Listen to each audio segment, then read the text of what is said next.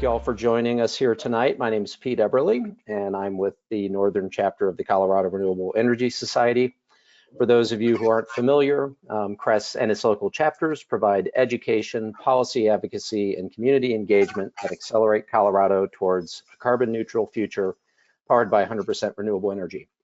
Founded in 1996, CRES is a statewide, nonpartisan 501c3 that is supported by our sustaining members, donations, and our business sponsors. You can sign up for our newsletter, event announcements, find social media links at www.cres-energy.org, CRES-energy.org. Also make sure to visit our YouTube channel, which has over 230 previously recorded videos, and I believe we've hit 1.4 million views. And we will get this video up here in a couple weeks. I'll also make sure that the recording link goes out to you all in the follow-up email. So before we get started and with announcements, a quick thank you to our gigawatt and megawatt business sponsors, Solaris Energy, Moss Adams, Cooter Valley Rural Electric Association, Sinton Instruments, Kelly Government Solutions, Platte Power Authority, and we also have Sandbox Solar. Couple upcoming CRES events and other events as well. The Golden Chapter, Jefferson County, has the energy transition and community solar's role in tribal energy sovereignty. That will be tomorrow, the 28th at 7 p.m. at the Jefferson Unitarian Church in Golden. That event will be live streamed as well. Then on April 10th, Wednesday at 5:30, the Pub Talks at Odell Brewing will feature Odell's new process carbon capture system, where they capture carbon and then use it to carbonate their beer. That's being presented with our friends over at Citizens Climate Education. Again, that's Wednesday, April the 10th, 5:30 p.m. At the community room at Odell Brewing. Saturday, April 20th, 10 to 5 p.m., Birthday Fort Collins in Civic Center Park. And then on Tuesday, April the 23rd, we will be featuring Decarbonizing Process Heat and Steam with AtmosZero. That will start at 6 p.m. at the CSU Powerhouse. AtmosZero is a company that has come out of stealth mode there, and they have a heat pump system that that replaces natural gas for making process steam and heat. So again, that'll be on April 23rd. For the CRES events, go to cres-energy.org. I don't have the AtmosZero event up yet. We're waiting on some details, but that'll be published shortly. So a couple quick housekeeping items. If you have questions during the presentation, use the question pane in your go-to control panel, and then I'll go through those once Katherine is done with her presentation. So without any further ado, I'll hand it over to Katherine and let you take it away. Great, thank you so much, and thank you all for letting me join this evening. My name is Katherine Bailey. I'm with Energy Services with the City of Fort Collins. So I believe you can already see my screen. Please interrupt if at any point things aren't looking right. So I'm here to talk about building performance standards, which is a policy development process currently underway with the City of Fort Collins. This is a policy development process. Oh, I've lost my screen. Give me a moment. Pause. This is a policy development process that falls under the umbrella of the Our Climate Future plan. Our Climate Future is a framework and a set of implementation strategies with the City of Fort Collins that addresses climate and energy, but also touches on equity and resilience. And it's really the structure within which many of us at the City of Fort Collins work. There are a number of goals outlined in that plan, including the reduction of GHG emissions 80% by 2030 over 2005 baselines. So what you're seeing in this image is essentially our projection that we've shared out with City Council of how we might be able to make that goal with that 80% GHG emission reduction. And if you're looking closely, you'll notice that we're not projecting to 80%. We're projecting to 76 right now, which means a number of things. It means that there's still work for the city to do. It means that we're hoping that the community will help us to attain this goal. And it also means that those items that are within this projection are even that much more critical for us to be able to achieve. Over on the right side of the slide, you're seeing sort of the breakdown of what these different colors are, which are different areas of opportunity. So the biggest one, that orange section, is all electricity. That's work that's happening at the level of Platte River Power Authority, what you might think of as the greening of the grid. That's work that the city of Fort Collins influences, but it's not work that we directly control. The next biggest section is all buildings. And that makes sense when you consider that buildings account for over 2/3 of our community GHG emissions. That's consistent with what you see in urban areas where there's more of your GHG emissions coming from buildings than, say, from transportation. You'll see on the right the breakdown of where we see that area of opportunity within buildings, and the vast majority of that is performance of existing buildings.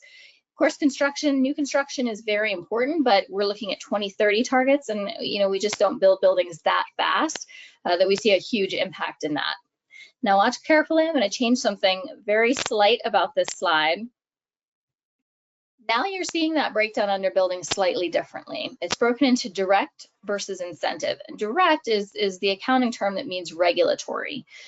So what we're seeing is that more than half of that space we're foreseeing will need to be filled with regulations, that incentives are only going to be able to go so far, and we need to be able to fill that gap.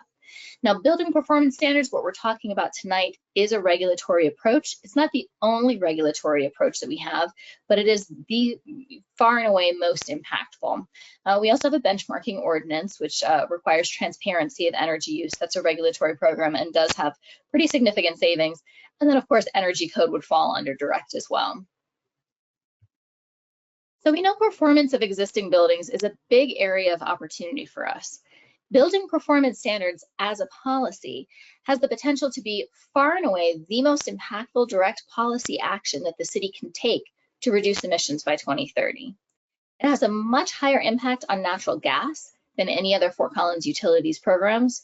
We're not a natural gas utility. We don't have a lot of programs that have a huge impact on natural gas, but this is one that would. And when we did some estimates on the potential impact of a building performance standards policy, what we saw that it had the potential to be slightly less impactful than all of our other efficiency programs combined. And to give you a sense of what that means, as the population of Fort Collins has continued to grow, our energy use has really flatlined, and that's due to our energy efficiency programs. There's about 27% less energy, less electricity being used in Fort Collins today because of those programs. So when we look at building performance standards being a little less impactful than all of those other programs, that is very significant.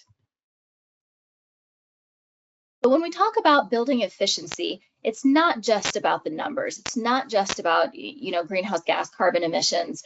It's also about the people. When we talk about efficiency in buildings, there's a huge positive impact in terms of health, safety, comfort, resilience, reduced energy burden. Things like economic growth and increased competitiveness, especially in an area like Colorado, where there are other similar policies that have already been adopted in nearby jurisdictions. More efficient buildings have higher building occupancy and better tenant retention. Tenant retention is community building. In an urban area, community building is resilience. Efficiency also helps to mitigate the utility impacts of rising air temperatures. There's kind of two ways of looking at that, right? That's the impact on whoever the ratepayer is, but also the utility impact. We want to be thinking about that as well. And then, of course, improving both indoor and outdoor air quality. Now, all of these things are even more important when we consider our vulnerable populations, whether you're thinking Fort Collins, Colorado-wide, across the country, or even across the globe. You tend to see the same trends in vulnerable populations, those that are least able to recover from and prepare for the impacts of climate change. Those disproportionately impacted communities are the ones that would benefit the most from increased health, safety, comfort, from reduced energy burden. Given the potential impact of a building performance standards, it is already something that's on the City Council, Our Climate Future Action Roadmap. We worked all last year on developing our building performance standards policies, which I'll talk more about in a few minutes. We're hoping to adopt that this year. And I will say we've got it tagged on here as something that we're starting in 2026, but To be candid, we are ready to launch all of our resources immediately upon adoption. Because we're working towards a 2030 goal, the earlier we're able to really launch our resources, the more runway we're giving our building owners to be able to comply. So what exactly are building performance standards? Well, at the highest level, it's any sort of a target around the performance or efficiency of existing buildings. And if that sounds kind of vague and general, that's intentional, because building performance standards really center on flexibility. Flexibility both for a building owner, who can determine the best pathway for their building to be able to comply with the targets, but also flexibility in terms of how these programs or policies are put together from one jurisdiction to another. Our people, our buildings, our sustainability goals don't look anything like they do in Washington, D.C. or in Chula Vista, California, and our building performance standard policies shouldn't look like theirs either. It should be reflective of our own building stock, our own people, and our own sustainability goals. But generally speaking, this image that you're seeing on the right is sort of the pathway of a building performance standards policy, where you have building A, B, and C representing buildings that have different starting levels of efficiency. Building C is a very efficient building and wouldn't have to do anything. It's already meeting its target. Whereas building B and A are going to have slightly different levels of efficiency and are going to need to reduce their energy use to meet that target by 2030. Worth noting that building A, B, and C in this image would be buildings of the same property use type. So we don't have, for example, a house of worship and a data center having the same targets. They are going to be specific to a property use type. So a multifamily building has a multifamily target and an office building has an office target. That helps to make sure that we're able to set truly attainable targets. Building performance standards are cropping up all across the country. We already have existing and adopted building performance standards policies in Denver, Boulder, Aspen, and the state of Colorado for our larger buildings, those 50,000 square feet and above. That's about 250 buildings here in Fort Collins. There's also a federal building performance standards, and here in Fort Collins in 2022, we joined something called the National BPS Coalition. That was a White House-led initiative to try to get jurisdictions all across the country to commit to adopting some kind of a local building performance standards by Earth Day of 2024. I will say we're going to overshoot that Earth Day goal just a little bit, but hopefully not by too much. But this mayor's pledge, or the National BPS Coalition, was really, it was Biden's recognition of the potential impact of building performance standards policies, especially in urban areas.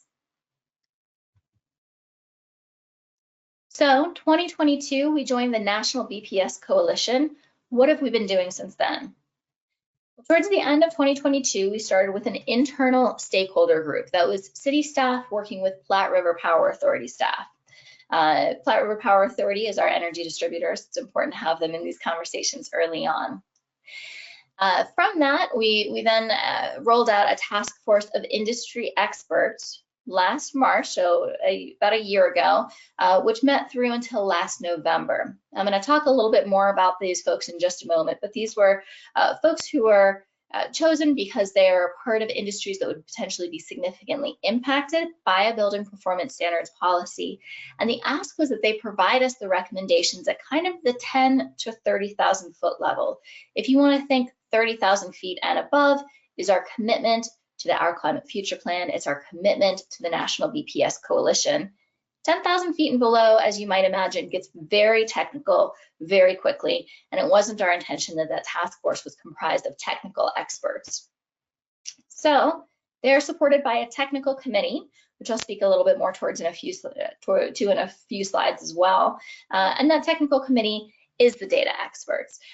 Those are the folks who are able to take things 10,000 feet down into the weeds and really crunch the numbers and look at the data side of things. They supported the task force, but they also have their own tasks that they're working on as well, and they are continuing to meet. Equity engagement is an equally important part of a building performance standards As you might be able to imagine, and referencing what I said earlier about, building performance is not just efficiency, it's also equity. It's health, safety, comfort, resilience, reduced energy burden. And we started out with some really wonderful engagement with local community-based organizations who had really insightful feedback that they were able to share with us. Additionally, we're very fortunate in Fort Collins to have strong relationships with our local subsidized affordable housing providers who have been able to provide us insights, throughout the past year. We're also working with something called a Climate Equity Committee, which is another body of volunteer experts. But these folks, as you might imagine, are folks who have deep expertise in equity and in social justice, especially associated with climate. And their ask is that they not just review this policy while we're putting it together, but that they continue to meet on building performance standards in the years to come. So if down the line we start to see negative repercussions in our community from an equity lens, it's our ask that they would raise the red flag, bring it to our attention, and then provide some recommendations on how to address that. The last bit of equity engagement that's moving on into next year is a whole body of work around defining what is an under-resourced commercial and multifamily building, identifying those buildings, and identifying their barriers to efficiency so that we can be sure we're providing the maximum amount of support that's going to be most useful for those buildings. Broad community engagement is also a critical part of this.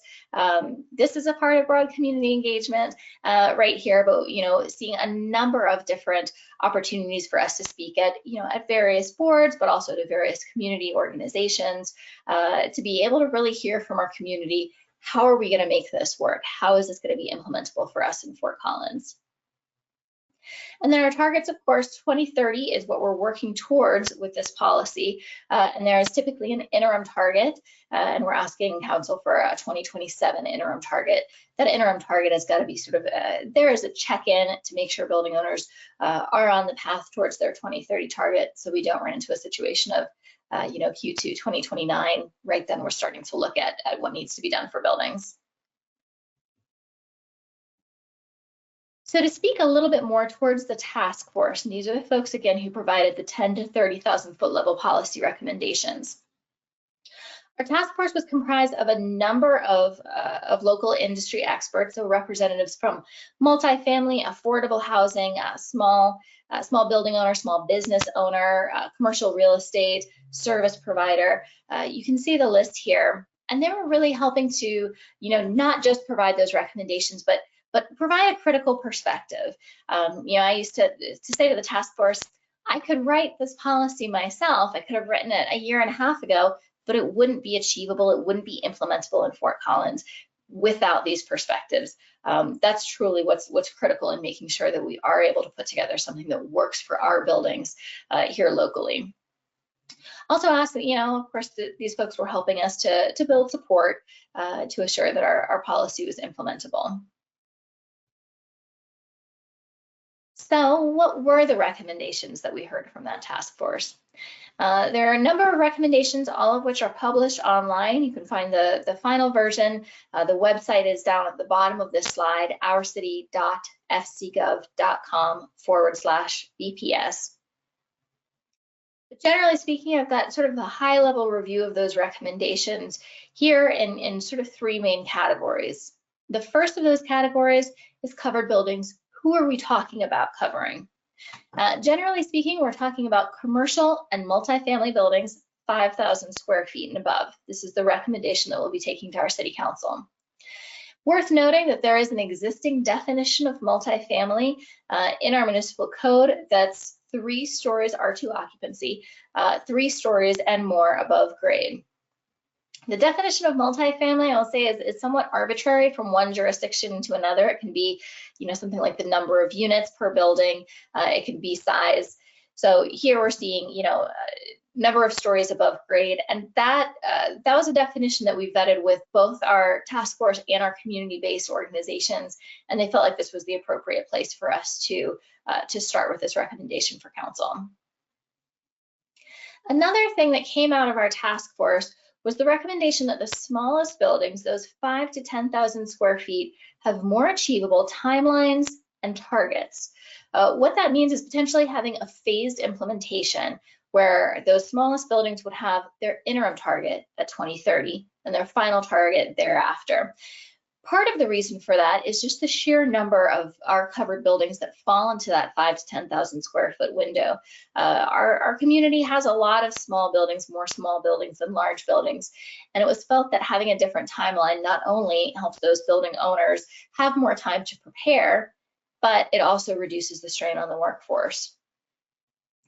And a more achievable target is something that was requested as well. That's recognizing a number of different factors, one of which is strain on the workforce again. If there's a number of projects, we might find that our folks in the workforce may be more likely to take the larger projects than the smaller projects, and we want to recognize that.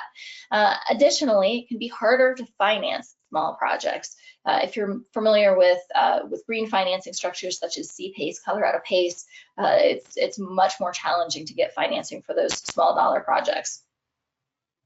Also a feeling that there's going to be less technical acumen in these smaller buildings. And there's not a solid point where you would cut off, at what point does a building owner more likely have technical acumen on their team. But after a lot of discussion with both our task force and our technical committee, it was decided that 10,000 square feet was a good cutoff. Another recommendation was that we don't want to overlap with the state of Colorado BPS requirements. So as I mentioned, the state of Colorado has a BPS that covers buildings 50,000 square feet and above, which is about 200 or 250 buildings in Fort Collins. And it was a strong sentiment of our task force that we don't want those buildings to have to do two different things. Likely what that'll look like and what we'll ask City Council for would be that if a building is complying with the state, they're not going to have to comply with the city as well. We'll go ahead and give them a waiver.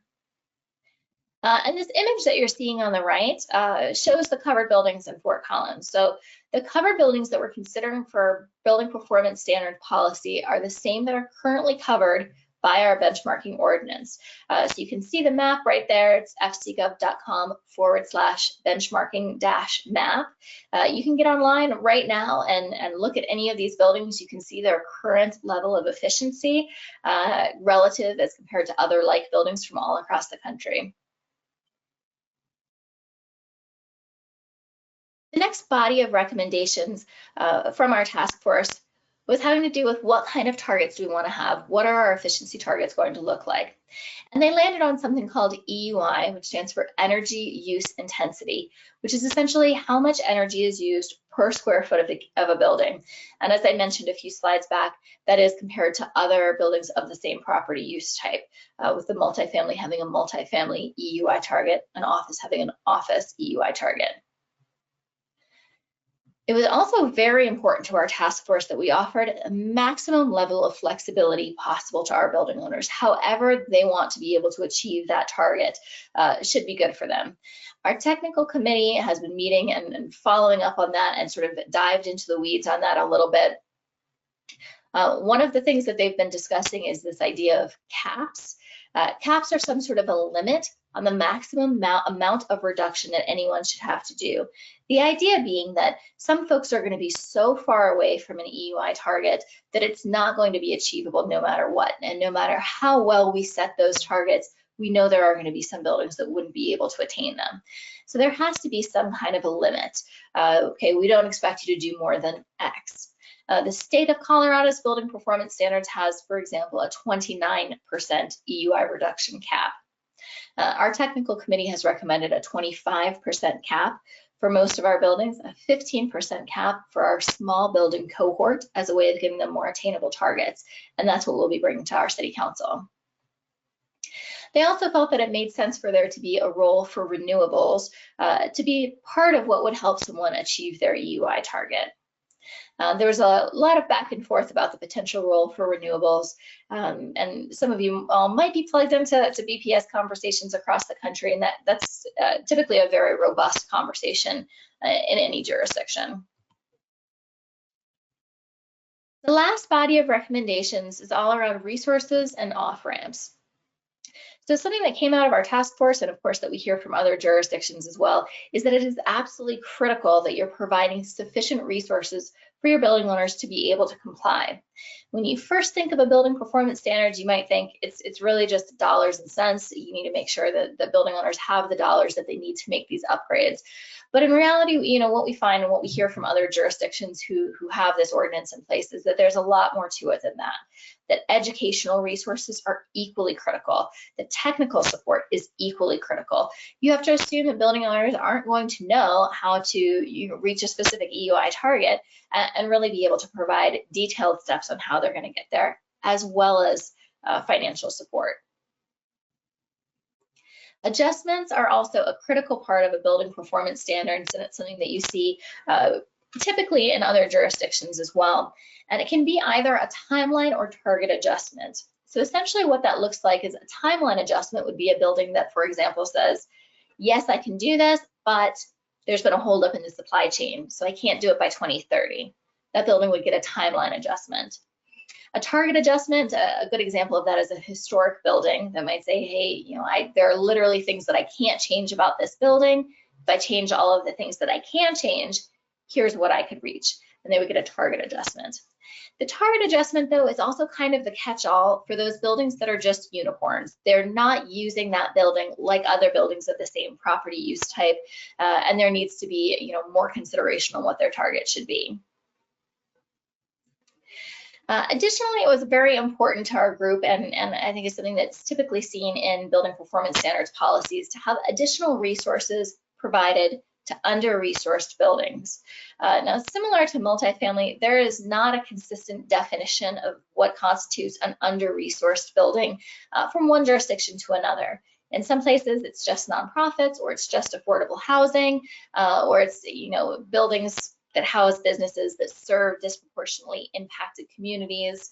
And our task force liked keeping that definition a little bit more high level, essentially saying if a building doesn't have the necessary resources to comply, similar to other like buildings, right? If they have fewer of those resources as compared to other like buildings, they're under-resourced.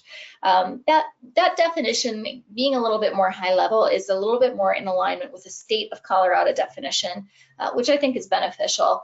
But it also sort of avoids the pitfall of potentially excluding some buildings that should be considered under-resourced. So I mentioned a few slides back, we're doing a little bit more research on the ground of who exactly we want to put into that bucket, but generally staying with that higher level definition. So speaking a little bit more towards the technical committee, and these are the folks that are, as I mentioned before, kind of taking things 10,000 feet into the weeds. Our technical committee is comprised of a consultant who has experience doing this work in other jurisdictions, and another body of volunteer experts, but these are folks with deep expertise in building science. So they're able to take the raw data that's being crunched by that technical expert and say, yes, and I've been in these buildings, or I've built these buildings. I know what's possible, I know what's realistic, I know how much it's going to cost, and I know how long it's going to take. So they've been doing just an incredible body of work, you know, supporting the task force when the task force has had questions. They've been able to dive into that. They've been able to look over task force recommendations and expand on them. But they're also doing a lot of other work as well in terms of helping to define, you know, what exact energy use intensity targets are appropriate for each property use type, looking into costs, looking into all of our alternate compliance pathways, and that sort of thing. So we're trying to take a very holistic look with our technical committee here, so that we can really make sure that we're looking at things from all lenses and all angles to make sure that what we're proposing makes sense. And that brings me to our last slide, which is kind of what we like to share with our community, is that, you know, building performance standards is something that we, you know, as I've mentioned, we foresee being a very highly impactful policy. However, it is a contentious policy. You know, it's a policy that I think there can be a lot of misunderstanding around it, and there can be a lot of fear around it. And you know, that makes it a high-risk policy. So we would like that all of those voiced concerns lead to process rather policy considerations, which is kind of a fancy way of saying how, not if. We want to hear from our community. We want to hear what the concerns are. We want to hear what the fears are around this, because we want to make sure that we're taking all of those voiced concerns and turning it into appropriate resources. What are the perceived barriers? What are the real barriers that our community might face with the building performance standards? And let's make sure that we have something in place, or that can be put into place rather quickly, to address it. Program staff have been doing a lot of work around, creating achievable standards, all of our stakeholder engagement, looking for appropriate resources, growing national partnerships, aligning with best practices, which we have quite a few of out there. But we also have an ask for our informed stakeholders, and everyone on this call, you can consider yourself an informed stakeholder now, and that's helping us to advocate for building performance standards as a how, not an if. So hearing those conversations and saying, all right, here's a potential barrier. What can be done to help overcome that barrier? Help advance an understanding of why. Why is it that the city is considering a building performance standards? What's the potential impact? What's the benefit to our community? Not just the tenants of the buildings, but the owners of the buildings as well, and everyone else who lives in our community as well. And I would even say folks outside of our community, because we are providing an example of how this can be done and how this can be rolled out for other jurisdictions. And identify opportunities to grow informed coalitions of support, which is a fancy way of saying, think about who else I should be talking to and let me know. We're always looking for new opportunities to share this development process with the community, to hear our community's feedback, and to really incorporate it into what we're taking to our city council. As I mentioned, this isn't something that we created and we want feedback on what's been created. It's something that we want the community to be able to truly shape. And that's the way this development process has been put together. That's the end of my planned presentation, but I would imagine there's probably a number of questions that have arisen from everything that I've said, so I'd love to hear some of those and be able to answer them. Okay, well, thanks, Katherine. Well, a couple of questions off the top of my head, and especially in discussions with the PRPA as well as the energy services folks. One of the areas that I've had discussions with is obviously as we go into a more variable renewable powered grid, is the ability to find dispatchable loads. And is there a consideration of looking at this building stock, because you've done the scoring, you're doing performance, and pulling them into looking at buildings as batteries, basically, to be able to push out energy, cool them, pull that energy back, let them ride out, that type of approach. Yeah, that's a great question. So it's not going to be part of our requirements requiring anything like that. Our idea with this policy, right? No one policy can do everything, and it shouldn't try to either.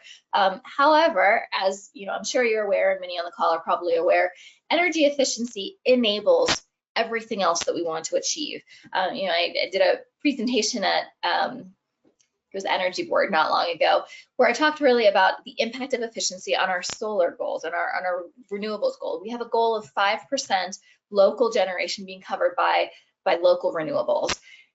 Think about the impact of efficiency on that. Think about the impact of electrification, right? As we're using more and more electricity, our ability to meet that goal is, it's harder and harder. We've estimated that the efficiency programs that we currently have, we're at, I think, 3.2 of that 5%. We'd be at 2.5 if it wasn't for our current efficiency programs. So efficiency is enabling, us to meet that solar goal. It's also enabling, when we look community-wide, we want to have 100% renewable generation through the use of our renewable energy credits, of course. Efficiency is going to be critical for us being able to meet that with the renewable energy credits that we have, because of course, if we transcend that, we're not just buying more RECs, we're building more renewable generation. So efficiency kind of has to be step one. And then of course, the same goes for electrification. I mean, if we looked at electrifying all of our buildings and all of our cars today, it would triple our electric use. efficiency has got to be a critical part of that pathway to make sure that we're electrifying strategically. And also to make sure, honestly and candidly, that our buildings are ready to be electrified. If you take a very inefficient building that's got a very poor envelope and you electrify it, it's not going to have a beneficial impact either on, who's paying the utilities or from the utility lives ourselves. It's not a wise use of electricity. So, the focus with this is really, first, let's start with efficiency. It's the lowest hanging fruit of decarbonization. And then, of course, we have other pathways that are addressing all of the other aspects of our upcoming goals as well. Okay, we do have a question here. I noticed that your technical committee consists of volunteers. Was this a result of limited funding? How did you gather these individuals and come up with a sufficient amount of expertise? Yeah, that's a great question. It was an ask that we wanted to have volunteers, and kind of the opportunity for some of these folks is, this is a chance to shape the future of our built environment. And I think that really resonated with our local expertise. And they said, yes, this is something that's worth my time. It's an hour and a half a month for a year, maybe a little over a year, that they've been giving their time for this. We did spend money on the technical consultant who's really crunching the data. So the volunteer group of experts, I think, was sort of balanced that out. And we started, with kind of our internal group and talking to the building department and talking to, other folks within energy services and within PRPA to sort of get our core group of who do we think would be a good candidate to be part of this technical committee, and then expanded it from there. It's every conversation you have with somebody, here's what we're doing, who else should I be talking to, and built it out that way. And then we had everybody get together and did a matrix of all of the sort of foci, the areas of expertise in the room. And then we had conversations about what are we missing, and then big conversations around, okay, who fills these gaps, and then made the group a little bit more robust that way. So it was kind of a multi-stage process putting together that technical committee. But they've been an incredibly dedicated, and just wonderful resource for us to be able to talk to those folks. Okay, great. Are there any residential applications of this process in the works? Yeah, that's a great question. So as I mentioned, we are covering multifamily. As far as I'm aware, the only building performance standards in the country that's considering residential properties, aside from multifamily and condos, is Aspen. And they are considering some of their single family residential, some of those great big ones that they have up there.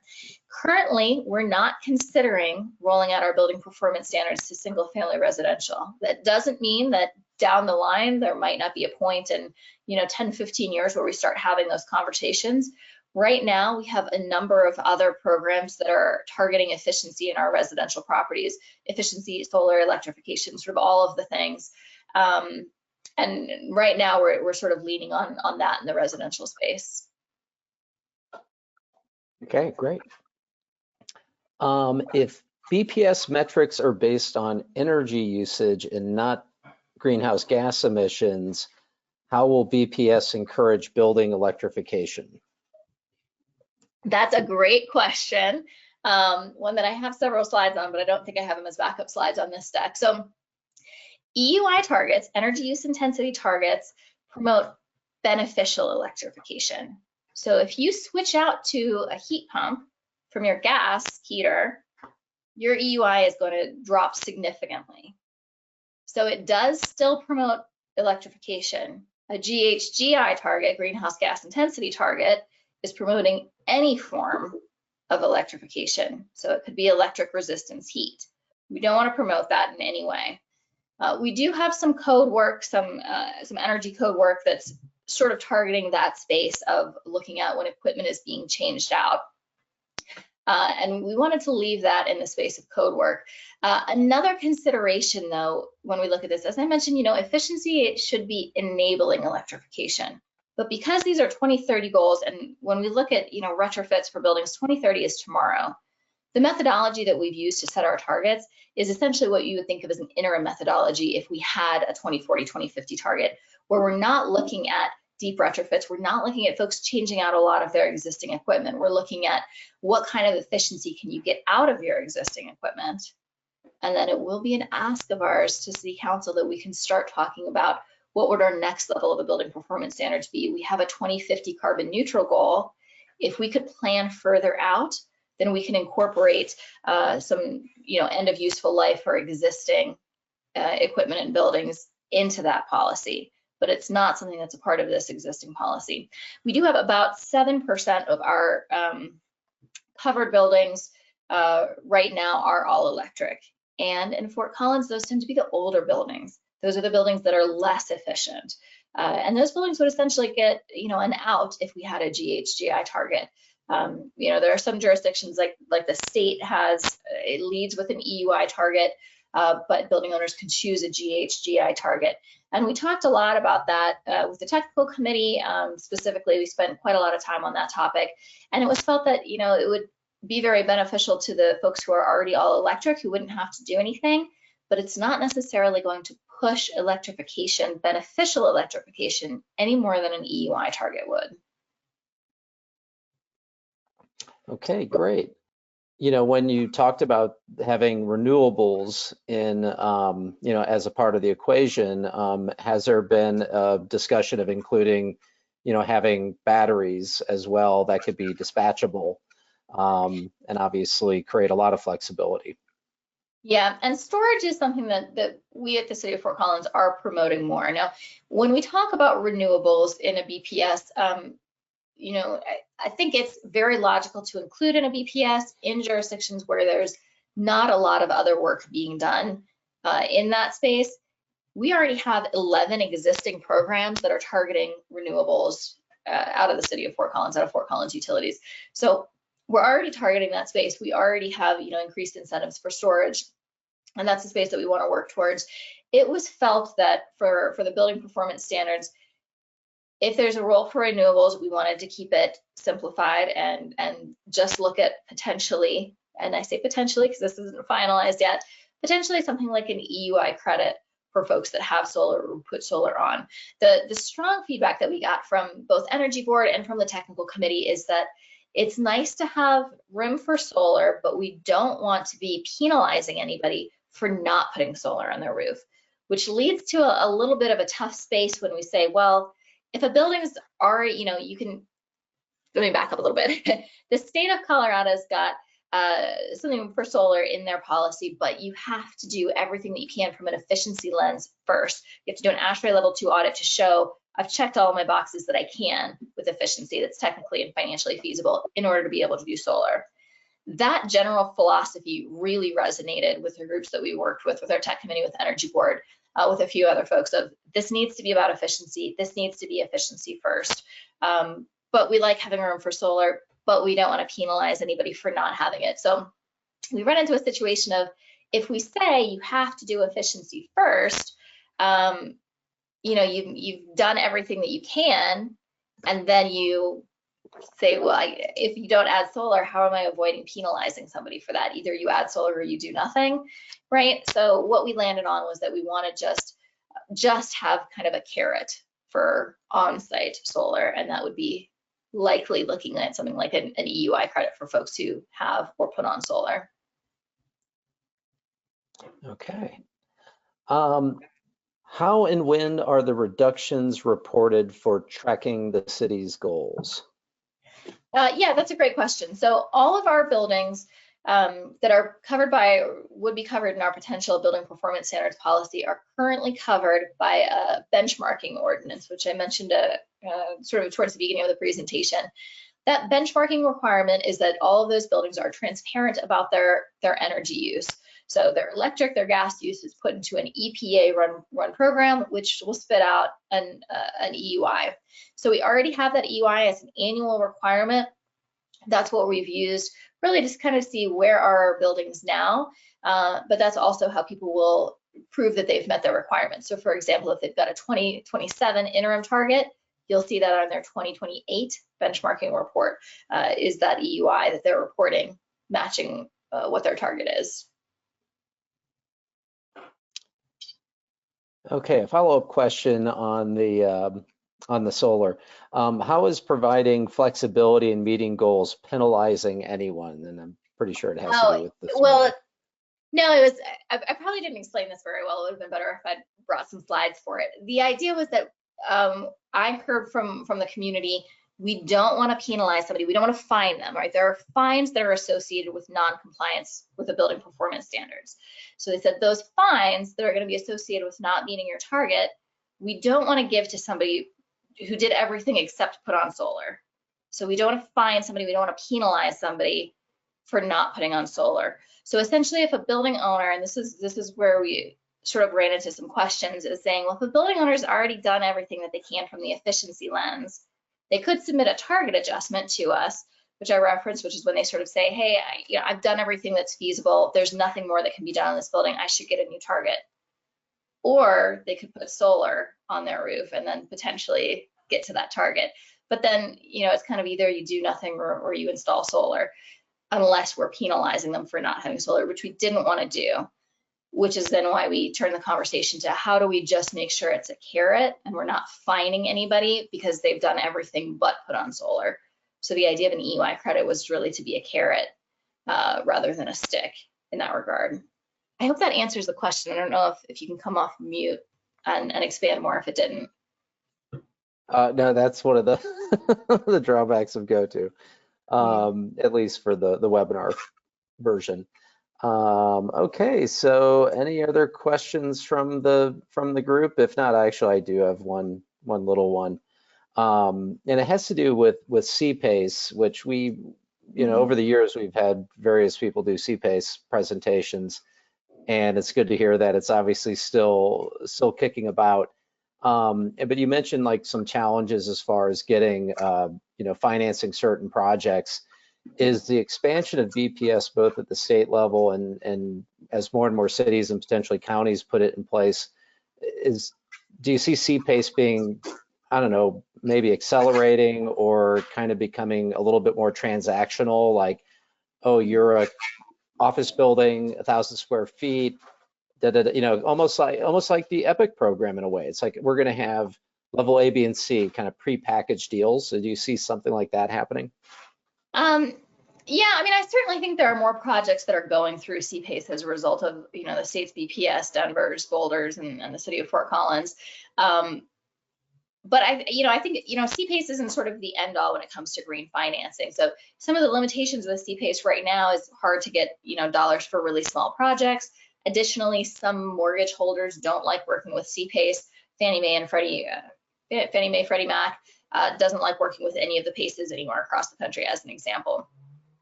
A lot of that gap, though, is currently being filled by the Colorado Clean Energy Fund. So that's another option for green financing. They do go down to much smaller projects. They have a different financing structure that's easier for a variety of mortgage holders to work with.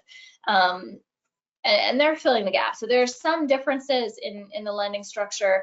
CPACE goes up to 15 years. CPACE goes up to 25 years. CCEF, or Colorado Clean Energy Fund, goes up to 15. But they're both pretty similar. They're both financing structures where the dollars live with the building rather than the building owner. So it starts to make sense where the building owner says, hey, I'm only gonna own this building for the next 5 years. Am I gonna pay for upgrades that are gonna benefit the next building owner? That really becomes a question of how do you finance it in such a way that you're not continuing to pay for it after you sell that building. So I do think there's probably going to be at least an expansion in terms of number of projects going through, but I think we're seeing CCEF growing and filling the gap and being a really complementary program as well. Okay, great. Well, unless there are no more questions, so I want to go ahead and wrap it up. I want to appreciate you for taking the time to tell us about the BPS, and I think most of us are definitely in support of this in the CRES community and most of the other groups like us. If anyone has any questions, obviously Katherine's contact information is there. So Katherine, thanks again. Thanks everyone for joining us, and have a great evening.